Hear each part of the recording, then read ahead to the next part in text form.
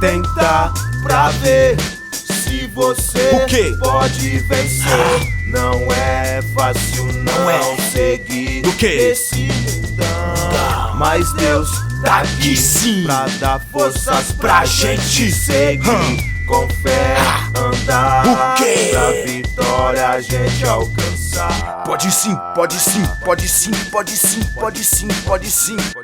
Nunca deixar alguém falar que você não vai conseguir. Recalcado tem de monte pra tentar te fazer desistir, te humilhar, te atacar, te matar, te ameaçar, mas pode ter certeza que o brilho no povo tá. Acredite, acredite, acredite, acredite, acredite que você não tá sozinho. Você tem um parceiro fiel que morreu na cruz do Calvário, que de nossos pecados ele nos salvou. Chorou, sofreu, sangrou, mas de nossos pecados libertou. Deus é bom, Deus é pai, deu seu filho pra morrer por nós. Na terra onde o império grego dominava, matava, ameaçava, estrupava, esquartejava parceiros de madrugada.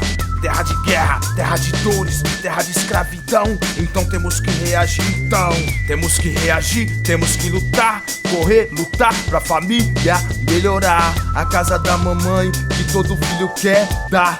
Lute, lute, então vamos. Aliança, a vida pode com certeza.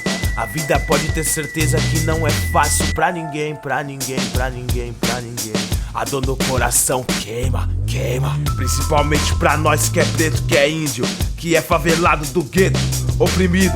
Mas lutar e vencer é a hora. Lutar e vencer, a hora de vencer. A hora de vencer, a hora de vencer.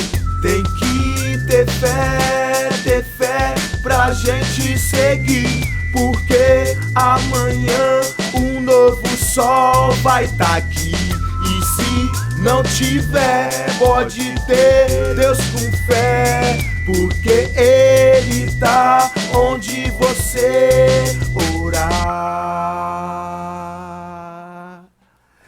Já era, moleque.